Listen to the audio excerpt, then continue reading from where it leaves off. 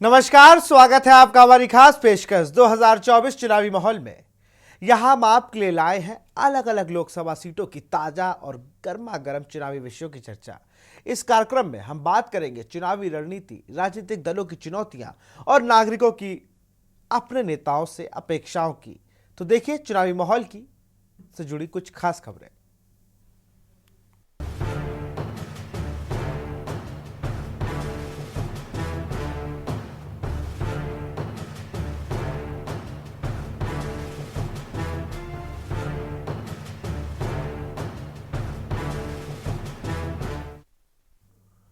राजस्थान की झुंझुनू सीट पर वोटरों के लिए पानी की कमी और बेरोजगारी अहम मुद्दे हैं। झुंझुनू के रहने वाले लोगों को इस बार उम्मीद है कि 2024 के चुनाव में जीतने वाला प्रत्याशी अहम मुद्दों के लिए कार्य करेगा। क्या है जनता का कहना, देखिए इस रिपोर्ट में। राजस्थान के 25 लोकसभा निर्वाचन क्षेत्रों में से एक झुंझुनू को अपने सांस्कृतिक और ऐतिहासिक महत्व के लिए जाना जाता है। राज्य के शेखावटी क्षेत्र में आने वाले झुंझुनू में सदियों पुरानी हवेलियां और तीर्थ स्थान मौजूद हैं। झुंझुनू लोकसभा सीट के तहत 8 विधानसभा क्षेत्र आते हैं। बीजेपी के नरेंद्र कुमार इस सीट से मौजूदा सांसद हैं। उन्होंने 2019 के आम चुनाव में कांग्रेस उम्मीदवार श्रवण कुमार को करीब 3 लाख वोटों से हराया था। इस बार बीजेपी ने अपने मौजूदा सांसद को हटाकर शुभकरण चौधरी को झुंझुनू सीट से टिकट दिया है। क्या क्या मुद्दे हमारे पास नहीं।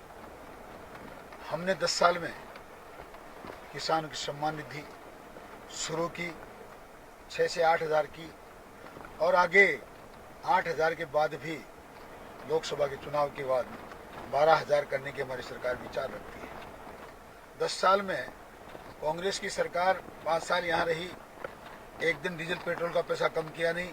हमारी सरकार ने बनते ही डीजल और पेट्रोल का पैसा घटाया, वेट कम किया। बीजेपी के शुभकरण चौधरी के खिलाफ कांग्रेस ने ब्रजेंद्र सिंह ओला को चुनाव मैदान में उतारा है। 2014 में बीजेपी की जीत से पहले झुंझुनू सीट पर ओला के परिवार से जुड़े लोगों का दबदबा दिखता था।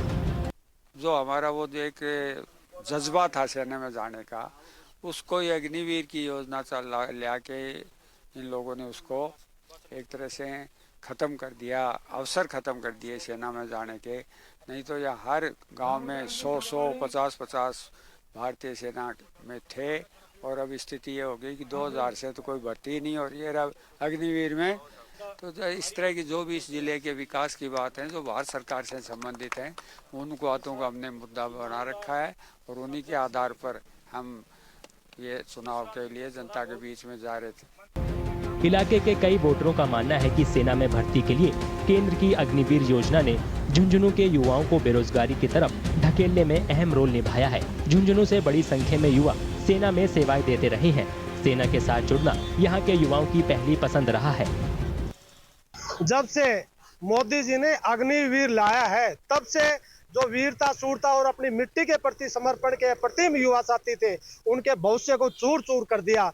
हमारा जिला जो शहीदों का जिला, जो सैनिकों के जिला था, जिसमें पूरे देश में सैनिकों को पहचान दिलाने वाला जिला था, मोदी जी ने हमारे जिले के लिए सबसे बड़ा नुकसान किया। इसकी भरपाई हम मोदी जी को इस लोकसभा चुनाव में विजेंद्र जी ओला को जिता के दिखा देंगे। ये अग्निवीर योजना जब से आई है, हमारे यहाँ पे विशेष रूप से शेखावाटी क्षेत्र के अंदर हमारे यहाँ पे जो रोजगार का साधन था, वो एक तरीके से हमारे बच्चे आर्मी में जाते थे और एक आर्मी का जज्बा हुआ करता था। इस केंद्र सरकार ने उस जज्बे को ख़त्म कर दिया है। जब हम सुबह सुबह मॉर्निंग वॉक पे जाते थे या बाहर जाते थे, तो सड़कों के ऊपर हमारे युवा जो थे वो रनिंग करते हुए, दौड़ते हुए दिखाई देते थे। आज उनका एक भी बच्चा उसके ऊपर दौड़ता हुआ हमें नज़र नहीं आता है। इसका अग्निवीर का ही एक परिणाम है। झुंझुनू के लोगों के पास इस साल के आम चुनावों में अपने वोट का फैसला करने से पहले शिकायतों की लंबी लिस्ट है। बेरोजगारी और पानी की कमी उनके लिए सबसे अहम मुद्दे हैं। बहुत दिक्कत है पानी की समस्या सबसे मोटी। खेती है, सूखी पड़ी है, पानी है नहीं, नहर का भी नहीं आ रहा है, और आपको ऊपर की बरसात हो रही नहीं है, कुआं में पानी नहीं है। नहर का जो पानी आता है वो कभी कभार, मतलब कि ज्यादा से ज्यादा 10 दिन के अंदर एक बार पानी आता है, तो पानी की तो बहुत ही मोटी समस्या है। दूसरी बात रोजगार की गांव के अंदर पहले तो थोड़ा बहुत रोजगार मिलता था लोगों को, अब तो मतलब गांव के अंदर 50 युवा तो ऐसे हैं जो घूम रहे हैं ऐसे ही, उनको किसी प्रकार का रोजगार नहीं है। जो पेपर है, पेपर आउट हो जाते हैं, यानी कि हर चीज से परेशान है वो बेचारे, किराया लगा करके जाते हैं और पेपर आउट हो जाते हैं। और दूसरे प्रकार के जो सेंटर की जो नौकरियां हैं उनमें भी इस प्रकार की कोई भी वैकेंसी नहीं निकल रही है। झुंझुनू निर्वाचन क्षेत्र के युवाओं के अलावा कुछ किसानों में भी नाराजगी दिख रही है। उनका कहना है कि केंद्र सरकार ने उनकी मांगे पूरी नहीं की और फसलों पर एमएसपी यानी न्यूनतम समर्थन मूल्य की उनकी मांग अधूरी रह गई। केंद्र सरकार ने किसानों से वादा किया था कि हम आपको एमएसपी देंगे। एमएसपी स्वामीनाथन कमेटी की आयोग की रिपोर्ट थी, एमएसपी पर रेट दिया जाए, एमएसपी मिनिमम सपोर्ट प्राइस किसान की। आपने कहा था किसान की दुगनी आय करेंगे, तो न दुगनी आय की और न किसान के जो वादा खिलाफी की है। झुंझुनू लोकसभा सीट पर पहले चरण में 19 अप्रैल को वोट डाले जाएंगे। निगाहें इस बात पर टिकी हैं कि झुंझुनू में बीजेपी जीत की हैट्रिक लगाएगी या फिर कांग्रेस उस सीट पर दोबारा अपनी साख कायम रख सकेगी, जिसे कभी उसका गढ़ माना जाता था।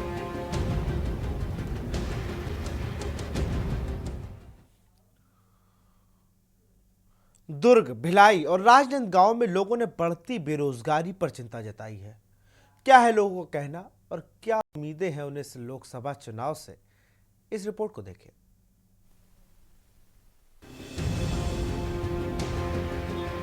भिलाई और उससे लगे दुर्ग इलाके की आबादी 10 लाख से ज्यादा है। रायपुर के बाद छत्तीसगढ़ की सबसे ज्यादा शहरी आबादी इन इलाकों में रहती है। 2024 के आम चुनावों के ऐलान में अब ज्यादा वक्त नहीं है, लेकिन यहाँ के लोग बढ़ती बेरोजगारी से परेशान हैं। इसके अलावा भिलाई स्टील प्लांट में कॉन्ट्रैक्ट पर रखने के चलन से भी यहाँ के लोग दुखी हैं। सरकार, केंद्र सरकार ने वर्तमान में कुछ बदलाव किए हैं, चाहे वो जवान का विषय हो, रोजगार का विषय हो। तो अग्निवीर की जो एक स्कीम लाए हैं वो कहीं ना कहीं युवाओं में आक्रोश पैदा कर रहा है। पहले जो परमानेंट एम्प्लॉय होते थे वो लगभग 60,000 के आसपास थे जब इस प्लांट का शुरुआत हुआ था। आज 12,000 से भी कम परमानेंट एम्प्लॉय हैं और 25,000 से ऊपर ठेका श्रमिक हो गए हैं। तो ये सोचने का विषय है कि हम निजीकरण की तरफ इतनी तेजी से भाग रहे हैं, इससे हो क्या रहा है, श्रमिकों को उनके अधिकार नहीं मिल पा रहे हैं। लेकिन हमारे यहाँ पढ़े लिखे बच्चे जो हैं आगे जाकर के पढ़े लिख रहे हैं और बेरोजगार हो जा रहे हैं। मैं चाहती हूँ जैसे कि हमारे यहाँ भिलाई में ही देखिए, भिलाई की स्टील प्लांट है, वहाँ क्या कह रहे हैं, केवल एक स्टील प्लांट है। अंदर जाके देखते हैं तो रोजगार बहुत है, लेकिन वहाँ पर कामें बहुत कमियाँ हो रही है। तो मैं चाहती हूँ कि वहाँ बच्चों को लेकर देकर कुछ रोजगार उन्हें दिया जाए। वेतन समझौता स्टील वर्कर्स का अभी तक हुआ नहीं है, उसमें सरकार की अफोर्डेबिलिटी क्लॉज लगी हुई है, वो एक बड़ा मुद्दा रहेगा। 2017 से लेके 2020 अप्रैल तक जो लोग रिटायर हुए हैं उनको वेतन समझौते का कोई लाभ नहीं मिला। ठेका वर्कर, उनको न्यूनतम वेतन मिलता नहीं है। कांग्रेस के पूर्व मुख्यमंत्री भूपेश बघेल के भाई और वरिष्ठ बीजेपी नेता विजय बघेल दुर्ग लोकसभा सीट से मौजूदा सांसद हैं। छत्तीसगढ़ के कोचिंग हब के रूप में दुर्ग भिलाई की पहचान है। राज्य के अलग अलग हिस्सों से आने वाले युवाओं के लिए रोजगार भी चुनाव में बड़ा मुद्दा बन सकता है।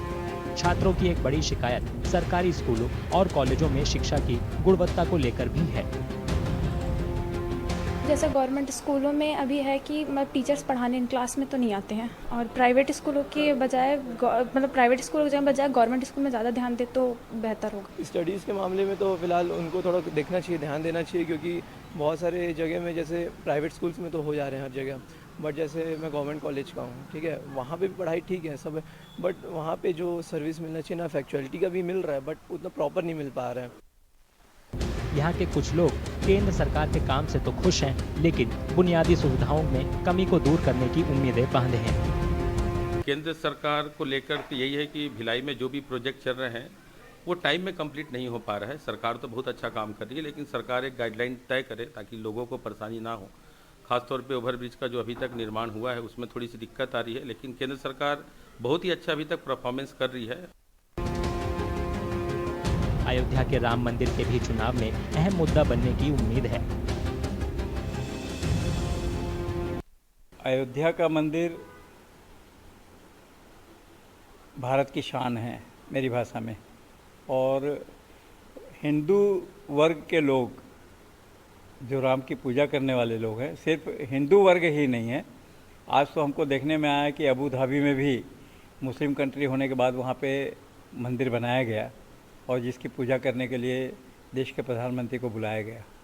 निश्चित रूप से अयोध्या देश का हृदय होगा और इसका असर जरूर पड़ेगा। तो राम मंदिर और धर्म की बात, तो धर्म और राजनीति को दोनों को अलग रखना चाहिए, और अगर हम धर्म को राजनीति में लाते हैं तो एक समय ऐसा आएगा कि देश में सिर्फ राजनीति ही एक धर्म बन के रह जाएगी। भिलाई में हम लोग आज से नहीं रह रहे हैं, जब से पैदा हुए हैं तब से लेकर आज तक ये एक ऐसा शहर है जिसे लघु भारत कहा जाता है। यहाँ रामनवमी, दुर्गा पूजा, गणेश पूजा, शिव पूजा, जन्माष्टमी, ईद, फिर आपका बड़ा दिन, सब चीज़ बराबरी से मनाया जाता है। कभी किसी को किसी तरह की रोक नहीं थी, तो इसीलिए ये सिर्फ एक राजनीतिक मुद्दा है, लोगों को बरगलाने की मुद्दा है। अयोध्या में अभी राम मंदिर बना है, सभी जगह जैसे कि एक ही दिन का हो गया, बस जय श्री राम जय श्री राम। 22 जनवरी को हाँ हमने दिया जलाया, दिवाली मनाई, बस यही सबका कहना है। दूसरे दिन क्या हुआ, कुछ नहीं। तो मैं वहाँ भी चाहती हूँ, पूजा अपनी जगह एक अलग है, ठीक है, आस्था कीजिए, पूजा कीजिए। प्लस वहाँ पर एक और बात है कि जैसे बच्चों को भी लेकर, जैसे कि स्टूडेंट्स लेकर, जैसे पढ़े लिखे हैं, वहाँ उनको कुछ रोजगार दिया जाए।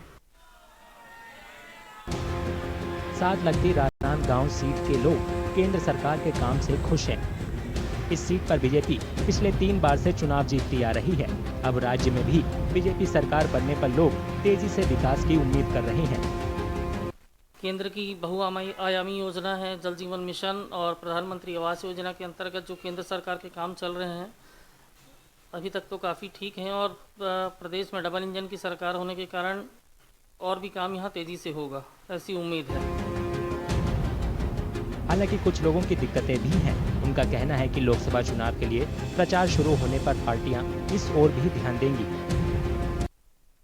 जैसे राजनांदगांव की दृष्टि से अपन देखें तो स्वास्थ्य सुविधाएं हैं और शिक्षा को बेहतर किया जा सकता है, क्योंकि कॉलेजेस तो नंबर ऑफ़ कॉलेजेस तो खुल गए हैं, लेकिन उस पर डिपेंड नहीं करके हम इस चीज़ को क्वालिटी को सुधारें एजुकेशन की, ताकि यहाँ के बच्चे यहीं एजुकेशन का लाभ ले सके, न कि पुणे, मुंबई, बेंगलोर इस तरफ बच्चे एजुकेशन के लिए रुख करते हैं, तो वो हमारे छत्तीसगढ़ में हमारे यहाँ संभव हो पाए। दूसरा, स्वास्थ्य सुविधाएं जो है हमारे यहाँ राजनांदगांव में मेडिकल कॉलेज तो खुल गया है, लेकिन आए दिन वहाँ कुछ न कुछ समस्याएं आती हैं, तो स्वास्थ्य संबंधी सुविधाएं भी बेहतर की जा सकती हैं। यात्री यदि रेलवे की सुविधा लेता है तो उसको ट्रेनें टाइम से चलनी की अपेक्षा करता है, टाइम से चले। लेकिन अभी हमने देखा है पिछले कुछ वर्षों में ये चीज़ें काफ़ी फेस की है लोगों ने, और लोग परेशान हैं। गाड़ियाँ कैंसिल हो रही हैं, टाइम से नहीं चल रही हैं। अभी गवर्नमेंट का फोकस जो है केवल ट्रेनों में आरामदायक सफ़र को लेकर है और स्टेशनों का कायाकल्प करने को लेकर है, लेकिन टाइमिंग के मामले में अभी वो जो है उसमें गंभीरता देखने नहीं मिल रही। ये बहुत दुखद पहलू है रेलवे का। 2019 के लोकसभा चुनावों में छत्तीसगढ़ की 11 में से बीजेपी को 9 सीटों पर जीत मिली थी, जबकि कांग्रेस के खाते में 2 सीटें गई थी। राज्य में हाल ही में हुए विधानसभा चुनावों में बीजेपी ने 90 में से 54 सीटें नाम कर शानदार जीत दर्ज की, जबकि कांग्रेस को 35 सीटें मिली।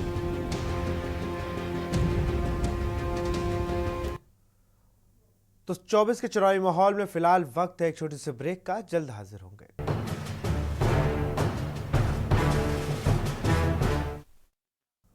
ब्रेक के बाद आपका स्वागत है। केंद्रीय मंत्री मनसुख मांडविया बीजेपी के गढ़ पोरबंदर से पहला संसदीय चुनाव लड़ेंगे। महात्मा गांधी का जन्म स्थान होने के कारण यह सीट काफी महत्वपूर्ण है।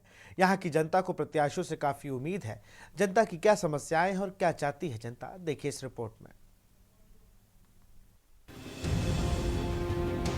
गुजरात का पोरबंदर लोकसभा क्षेत्र महात्मा गांधी का जन्म स्थान होने की वजह से बहुत महत्वपूर्ण है। ये अपने बंदरगाह के लिए भी फेमस है, जो राज्य और देश दोनों की अर्थव्यवस्था में महत्वपूर्ण योगदान देता है।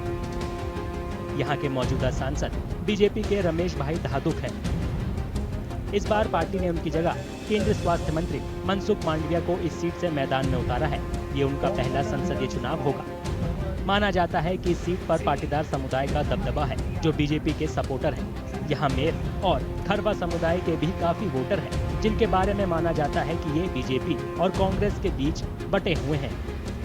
कांग्रेस ने इस सीट पर ललित बसोया को उम्मीदवार बनाया है। वो 2019 में रमेश भाई धादुक के खिलाफ भी चुनाव लड़े थे, लेकिन हार गए थे। कुछ वोटर मानते हैं कि बीजेपी ने इलाके में रोड कनेक्टिविटी और बुनियादी ढांचे सहित महत्वपूर्ण विकास कार्य किए हैं। तो हमारे मान लीजिए कि रोड रास्ता आज 4 लाइन हमको राजकोट से जयपुर का 4 लाइन दिया, और पोरबंदर में जो अपना जो योजना है उसमें दीवार किया, जो दरिया का पानी अंदर आ जाता था गेट विस्तार में उसको दीवार कर दिया, और रास्ता 6 लाइन दिया, बहुत काम दिया। वो 30 करोड़ का हमारा जयपुर में बेडला रोड पे 30 करोड़ का पुल बनवा दिया है, सारी ऊपर दिया है। कई ऐसे वोटर भी हैं जिन्हें लगता है कि उनके मुद्दों पर उतना ध्यान नहीं दिया गया जो दिया जाना चाहिए था। विकास के नाम पर बहुत कम काम हुआ है। राजकोट से लेके पोरबंदर तक 170 किलोमीटर का फासला है, उसमें 4 टोल प्लाजा आता है, वो भी 30 या 40 किलोमीटर के रेंज के अंदर आता है। इसके लिए जनता ने बहुत परेशानी, बहुत मांग की कि 1 या 2 टोल नाका कैंसिल कर दो, लेकिन यहाँ के जो एमएलए है वो बीजेपी के, संसद है वो बीजेपी के, सबकी रहम राय से बस पब्लिक को लूटना है। 10 साल से बीजेपी की सरकार है, और कितने भी सारी इन लोगों के पास हमने रजूआत की गई है, कितने भी सारी दरख्वास्त की गई है, लेकिन ये जोन भी ये लोग बना नहीं सके हैं। और रमेश भाई तड़ुक के नाम की एक शायद यहाँ पर नगर पालिका के अंदर एक एम्बुलेंस दी गई है, जो शायद वो उसमें उनका फोटो है। इसके हिसाब से हम ऐसा मान सकते हैं या तो ऐसा कह सकते हैं कि ये एक एम्बुलेंस उनकी तरफ से यहाँ पे सुविधा के लिए दी गई हो। उनके अलावा उनके तरफ से कोई भी यहाँ पर कुछ काम नहीं किया हुआ।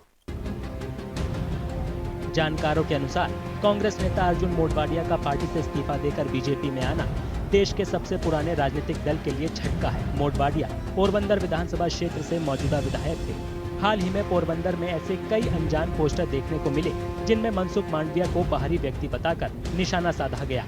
इन पोस्टरों के पीछे कौन है ये अभी स्पष्ट नहीं है। बीजेपी ने इन पोस्टरों के पीछे कांग्रेस का हाथ होने का आरोप लगाया है। वहीं कांग्रेस का आरोप है कि पोस्टरों के जरिए बीजेपी की अंदरूनी कलह सामने आ गई है। गुजरात की सभी 26 लोकसभा सीटों पर 7 मई को एक ही चरण में मतदान होगा। 2019 के आम चुनाव में बीजेपी ने गुजरात की सभी 26 सीटें जीती थी। लोकसभा चुनाव 2024 को लेकर राजस्थान की राजधानी जयपुर के लोगों की उम्मीदें अलग अलग हैं। इन लोगों की प्रत्याशियों से क्या उम्मीदें हैं और लोग क्षेत्र का कैसा विकास चाहते हैं, इस रिपोर्ट को देखिए।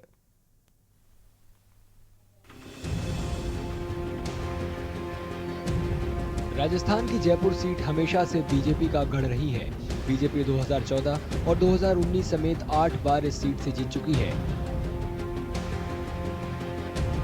रामचरण बोहरा 2014 से यहां से सांसद हैं।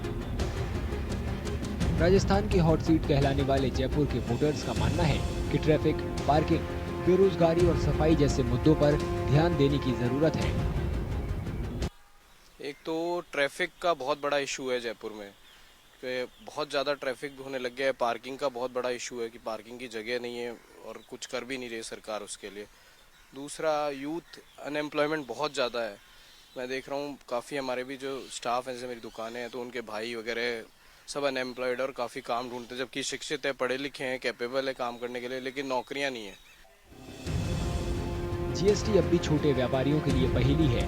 उनका कहना है कि टैक्स नीतियों को सरल बनाना चाहिए। काम तो हुए हैं, थोड़े सरकारी विभाग में भी सुधार आया है। जैसे पहले हम लोगों को बहुत ज़्यादा परेशानी होती थी सरकारी विभाग में जाने में, तो करप्शन में भी सुधार आया है। सब चीज़ें ऑनलाइन भी हो रही हैं, रोडों का भी काम बहुत अच्छा हुआ है। बस एक ही जो थोड़ी सी परेशानी है, ये व्यापारी वर्ग को जीएसटी में राहत नहीं है, इनकम टैक्स में कोई सुधार नहीं है। जानकारों का मानना है कि यहाँ बीजेपी के जीतने की ज्यादा संभावना है। इसका आधार हाल में हुए विधानसभा चुनाव के नतीजे हैं। बीजेपी अधिकांश जीतती आई है। महेश जोशी को छोड़ दें तो जयपुर शहर से हमेशा बीजेपी जीतती आई है। गिरधारी लाल भार्गव लंबी समय तक जीते थे। अब यहाँ पर आरएसएस का प्रभाव जब सत्ता आने के बाद कुछ स्थितियों में पक्ष भी बना है, और ये बात कही जा सकती है जिस प्रकार से विधायक जीत के आए हैं और रफीक मोहम्मद के अलावा बाकी तो जीत के इनके आए हैं। गुलाबी शहर के लोग शिक्षित सांसद चाहते हैं जो मेडिकल और एजुकेशन समेत अलग अलग सेक्टर का विकास कर सके। हम चाहते हैं कि एक कैपेबल आदमी आए, खाली ऐसा नहीं है कि वो आके सीट पे बैठ गया और उसके नीचे वाले काम कर रहे हैं, उसको तो कुछ पता ही नहीं है। एक शिक्षित आदमी होने से बहुत बड़ा फर्क हो सकता है। एक शिक्षा और स्वास्थ्य, ये दो ऐसी चीज़ें हैं जिनमें मूलभूत परिवर्तन ज़रूरी है, जिसमें भारत अभी भी इतना विकास होने के बाद भी बहुत पीछे है। और ये दो मुद्दे ऐसे हैं जिसको सरकार को बहुत आगे तक ले जाना पड़ेगा अगर हमें एक विकसित देश बनाना है। भारतीय जनता पार्टी का एकमात्र आधार है उसका अपना कास्ट का ये रिलीजन कार्ड, जिसको कि वो लगातार खेलते हैं और जिसके माध्यम से उन्होंने 14 भी जीता, 19 भी जीता। और इस बार लेकिन विधानसभा के चुनाव में जो 8 विधानसभा की वो आती हैं जयपुर में, उनमें से 2 तो निकल गई हैं। तो उसमें पोलराइजेशन बड़ा साफ साफ हो गया है कि माइनॉरिटी का वोट भारतीय जनता पार्टी को नहीं मिलेगा। राजस्थान में लोकसभा की 25 सीट हैं। 18वीं लोकसभा के चुनाव अप्रैल मई में होने के आसार हैं।